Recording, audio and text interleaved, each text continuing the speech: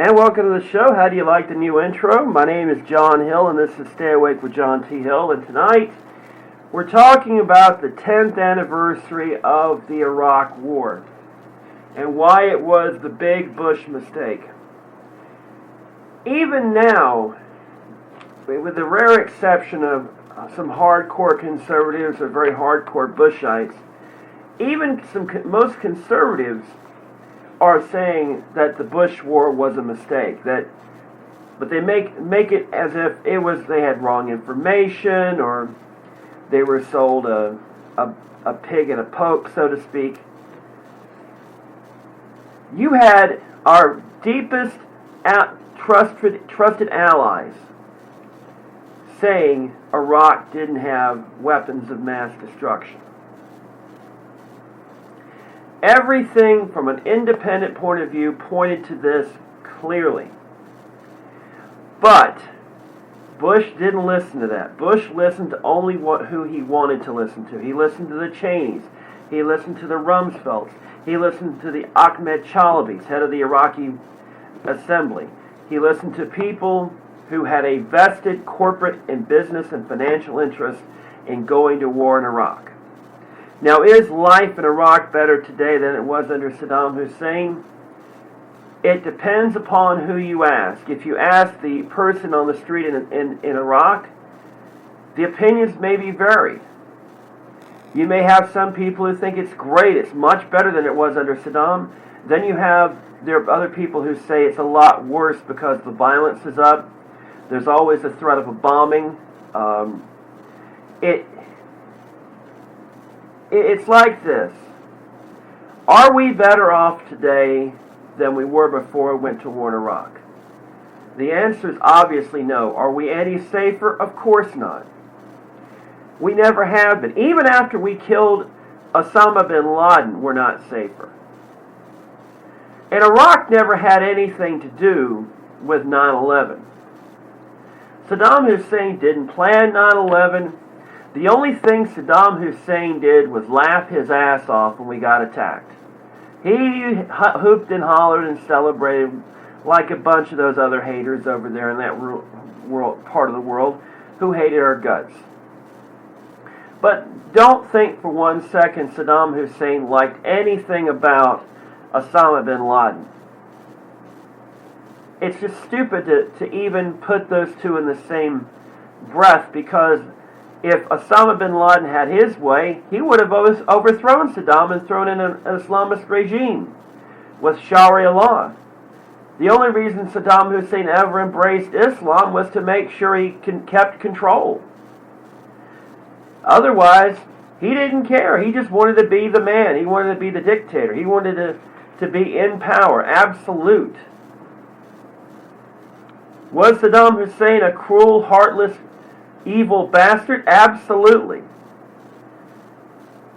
But there were plenty of others that we never went after, past and present. It's just that Iraq has a bunch of oil that we wanted to get at. And have we gotten any of it to bring down oil prices? Of course not. The only reason we're even over there, folks, that we only ever complain anything about Iran, is because of oil. If it wasn't for oil, we wouldn't give a damn about Iran. We wouldn't give a damn about Iraq. We wouldn't give a damn about Saudi Arabia or Kuwait or Bahrain or the UAE or any of that at all. It's because of oil. And it's not going away anytime soon, ladies and gentlemen. That's why we went into Iraq, not just in 2003, but in 1991, when Saddam Hussein, for some strange reason, decided he wanted to invade Kuwait, because they claimed it was a former Iraqi province, which is debatable at best, and, it's kind of irrelevant because, hey, the only reason they mainly did it was, hey, they live really, really wealthy. I'd like some of that wealth for myself. And the reason we even went into Iraq back then was because Saddam Hussein was threatening Saudi Arabia. And Saudi Arabia having all that, and they got plenty of money, they got plenty of oil, and they just said, hey, let's bring our good old buddy Bush over, bring his military forces, and stop this from even beginning. Well, we all saw what happened. It was a pretty quick war. The late, great Norman Schwarzkopf led a great campaign and defeated the Iraqi military pretty damn quickly. Hell, we could have gotten Saddam Hussein, but Bush told Schwarzkopf not to do it because our allies didn't want him dead. They didn't want to take him. The biggest mistake was that Saddam Hussein was allowed to use helicopters to put down rebels in the north and the south. That is what kept Saddam Hussein in power all those years out between the wars. Now, is that George Bush's the elder's fault? Probably not. Let's face it. We were fighting a war in an area we really had no business being in, but Saudi Arabia wanted us to deal with Saddam, and they didn't want to have the instability that would have come after Saddam fell. Unfortunately, thanks to Bush the younger, we now have that. Of course, it doesn't matter because Iraq is still very much unstable. Don't buy into any of the stuff that they actually are stable.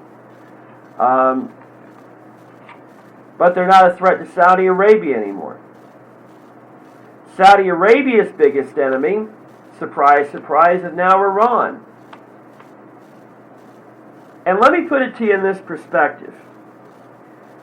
A lot of the saber rattling that Iran is doing isn't necessarily just about Iraq. It's just about Israel, I should say. It's about the fact that there has been for a long time a power struggle between Iran and Saudi Arabia when it comes to oil. And we're Saudi Arabia's ally. Even though Saudi Arabia is one of the most backward countries in the world when it comes to women's rights, when it comes to basic freedoms and basic human rights. But they have oil. We want that oil, and we'll live with anything they do that we find to be repugnant. Hey, if you're gay, we'll cut your head off. If a woman goes out with another man that ain't her cousin or brother or husband, we'll chop her hand off or whip her 50,000 times or whatever. I'm exaggerating a little bit there, but that's not exactly too far from the truth. The reality is, it's always been a minefield over there, a virtual minefield. No matter where we step, we're going to set something off. Whether it's Afghanistan, and we're learning the lessons that the Soviets learned back in the 80s. It's difficult as hell to win a war in Afghanistan because there's so much space, so many hiding places, and the people generally don't like foreigners. And the only reason we went over there was Osama bin Laden was over there, the Taliban were helping the Al-Qaeda. Al-Qaeda struck the United States, therefore we have to go after Afghanistan. The Afghanistan conflict was justified. Now, how long that conflict has been is another story. The Iraq War should never have been fought, at all. There was no reason for it. Saddam Hussein posed no threat to the United States. All his saber-rattling was for naught because if you compare what his military was in 1991 before the Gulf War of that year and the Iraq War of 2003, Saddam was a hell of a lot more stronger in 91 than he was in 2003. It should have been a cakewalk, and for all intents and purposes it was. The only problem was we didn't have an exit strategy in Iraq. We had one in 91, we didn't have it in 2003. It was a mess. The peace was lost. The war was quickly won. The peace was lost because there was no exit strategy. Instead of being out of there in a few months like we were back in 91, we were there for nearly a decade. We still have troops there. the vast majority of troops are gone, but we still have advisors over there. And there is a likelihood sometime in the future we may be back over there. If things don't go exactly the way that we hope they go, and that's almost a given. And there's always Iran. And let's face it, Iran doesn't mind poking the United States with a stick every so often, but the fact is, Iran wouldn't necessarily be poking us with a stick if it weren't for the Saudis. And of course, they don't exactly like Israel either. But let's get back to the reasons for the war. The weapons of mass destruction that Saddam allegedly had. Have we ever found them? Save for a few inert sarin gas canisters? No. They weren't hiding in Syria. They weren't hiding somewhere else. They weren't traveled into Russia or wherever, or all the other allegations that conservative talk radio made, the excuses that were made that to keep justifying the war. How many excuses did we make for this war? It was about weapons of mass destruction first, and then it was about stopping the cruel, evil dictator Saddam Hussein, who legitimately did not pose a threat to the United States, not directly, and not realistically indirectly, because he knew damn well what would happen if he... All Saddam was a guy who thumped his chest, but as soon as we raised our hand to him, he shut his mouth. But Bush wanted him gone because he threatened to kill his daddy. He had a plan to kill Bush Sr. And that is true. But did it justify a massive war that killed thousands of our soldiers' lives, wounded thousands more, killed potentially hundreds of thousands of Iraqis, destabilized the region, raised gas prices more than they already were raised? It's all in plain sight, ladies and gentlemen. The war that was won with mission accomplished was lost during the peace. Iraq is not as stable as they'd like to let you believe. There is the potential, a very good potential, that Iran may decide to eventually use their influence to overthrow the current government and put a more Iran-friendly government in Baghdad. And if Iran and Iraq were allies all of a sudden, Saudi Arabia is going to freak out. That is the big worry about Saudi Arabia. If Iran and Iraq ever became an alliance and they went after Saudi Arabia, the shit would proverbially hit the fan then. And we would be back over there. We would be fighting on Saudi soil again against two nations. And it's not a matter of whether or not we win the war. It's the cost of the war. We would win that conflict. But the price of it, and considering that Iran may very well have nuclear weapons eventually, it may not be that they're using them against Israel. It may be they're using it against Saudi Arabia, so they can eventually take over Saudi Arabia. This is the old Shia-Sunni conflict all over again. They don't read the Quran the same exactly in Saudi Arabia and Iran. There are big differences. But getting back to Iraq, let's look at the media. Oh, don't you just love the media? You know, they got swept up in the Gulf War of 91. Well, mainly CNN. It was CNN's coming out party. That was what made CNN the worldwide leader in news, was the Gulf War. With embedded reporters, and all this fantastic coverage. If you were living back then, remember Bernie Shaw and Peter Arnett, and I can't remember the other guy. He's no longer with us. The three CNN reporters who were trapped in the hotel room in Baghdad, and they were actually using a sophisticated device to send an audio signal to CNN headquarters in Atlanta to describe the opening hours of the Iraq War. There was no live video because Saddam had shut it all down. But this sophisticated setup they had allowed you to hear the opening shots of that war. And of course, within less than a month, the war was over. We had a few casualties. I think it was like a little over 100 that were killed.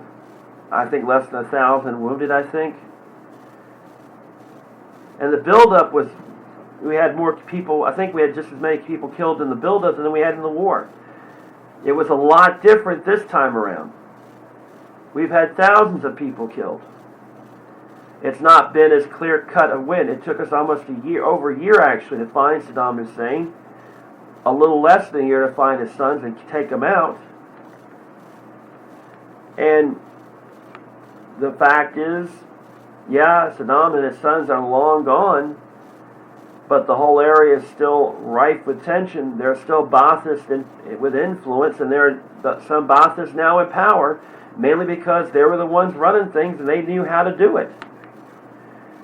It was a devil's bargain. You know, at first they attempted to form a government and build a government up without any Baathists in it. They realized it wasn't working, so you got to bring in some Baathists. And they brought in Baathists that, well, maybe they weren't that connected to Saddam Hussein. And now, save for the ones that were killed in the initial war or who were later executed for being close to Saddam, a lot of those Baathists are either working with the government or working in some way with the government in an indirect fashion.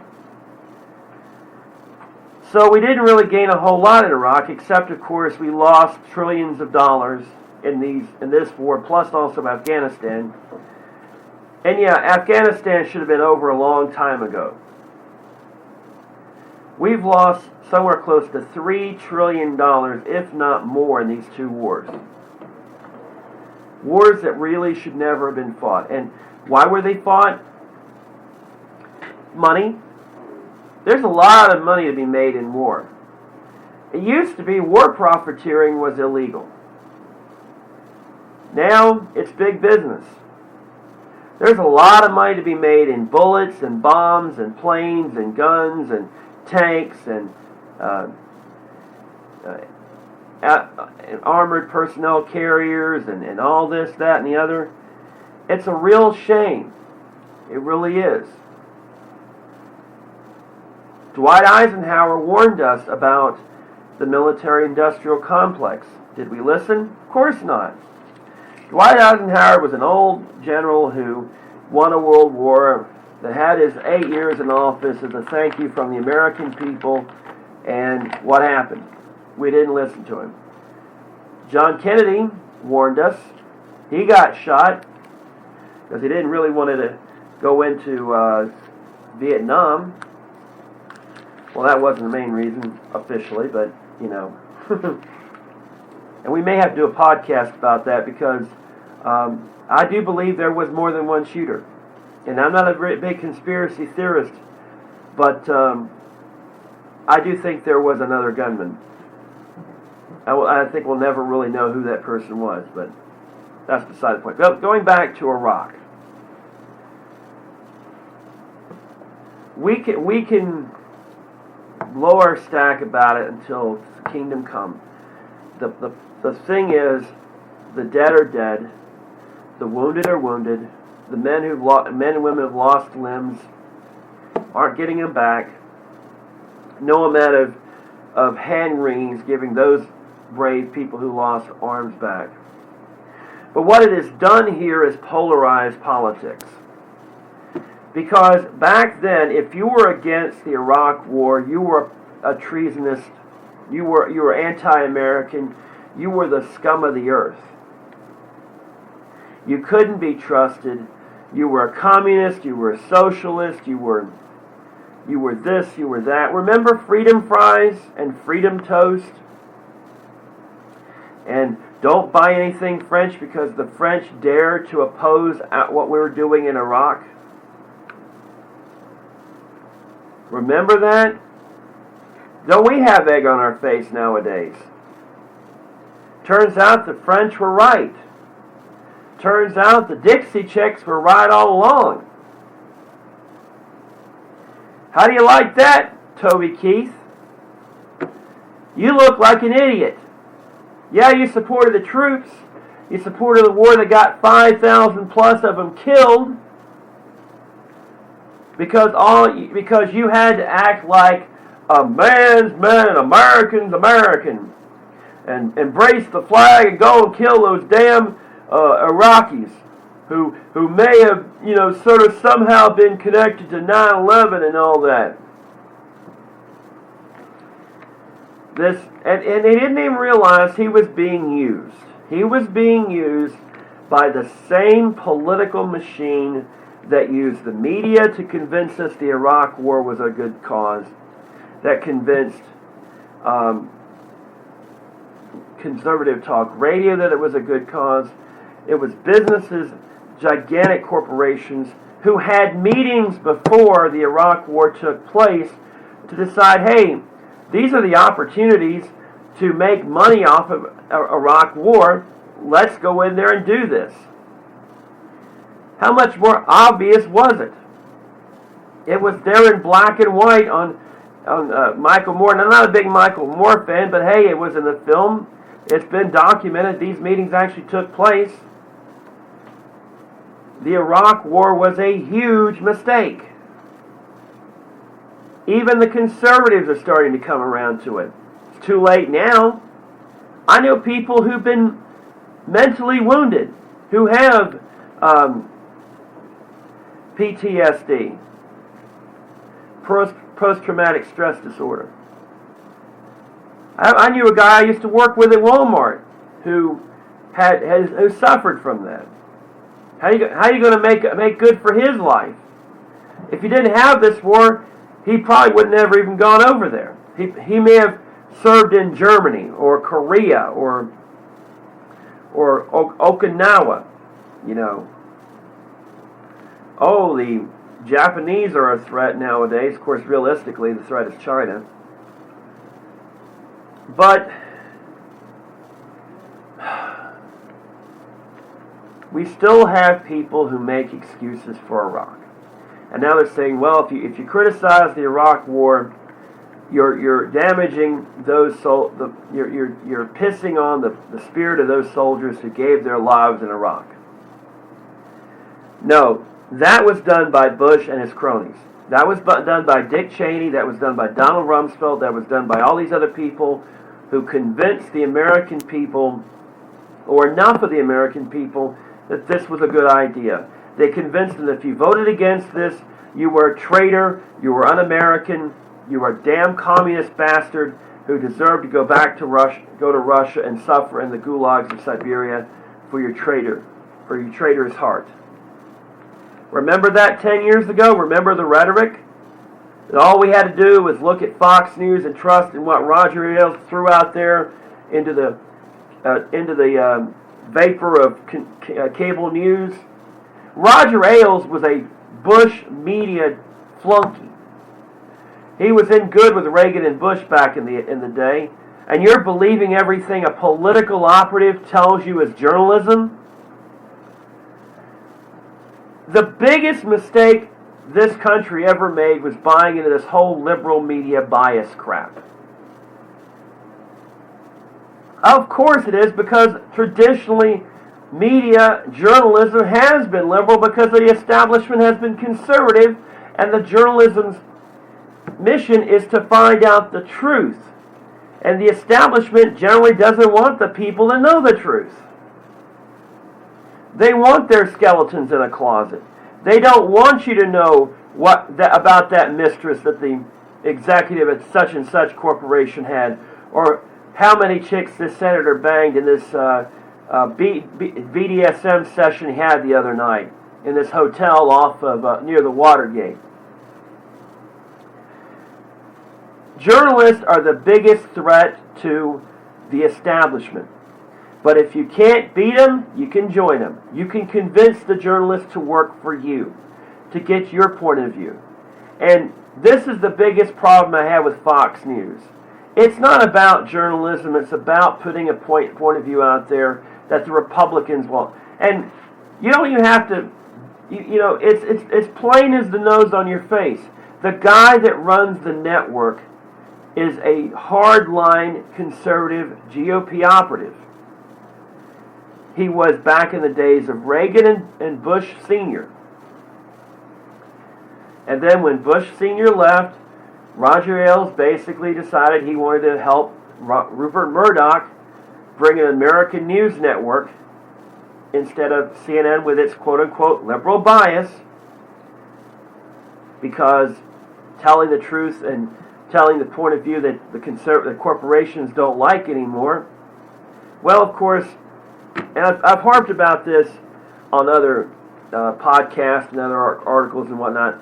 The problem isn't conservative media or liberal media; it's corporate media that has an agenda that has nothing to do with you. It's about their bottom line. It's about their agenda. And all you got to do is look between the lines. Why do you think so many Christian televangelists are going against climate change and trying to cite the Bible? Because they're getting their pocket stuffed by these same corporations to put across this. This is an oldest trick in the book. It's a trick that was used back in the late 1800s when poor black farmers and poor white farmers started coming together and say, hey, let's work together. Let's have a cooperative. And the rich white farmers saw this as a threat, and they went to the pastors, and the pastors preached hate and racism, and don't associate with these, I won't say the word, but you know the word I'm meaning about. Don't associate with them because it's ungodly to associate with these black folks. And it turned them against. And what we had a chance at racial harmony, and instead it turned some of the worst racial violence in this country's history. All because the poor were told by the rich that these black folks are more of a threat to you than they are a help. It's easier to divide a people than to unite them. It's easier to tell some people that the liberals are out to get you when in fact the liberals aren't. It's the conservatives that are out to get you because they're bought and paid by the corporations. Not that the liberals are doing any better, because they're just as bad. Alright, that's the end of my little diatribe about the Iraq War. I said I was going to do something about March Madness. I'll save it for tomorrow night on my Blog Talk radio show at, midnight? Midnight. Folks, have a great one. I'll talk to you later. Goodbye.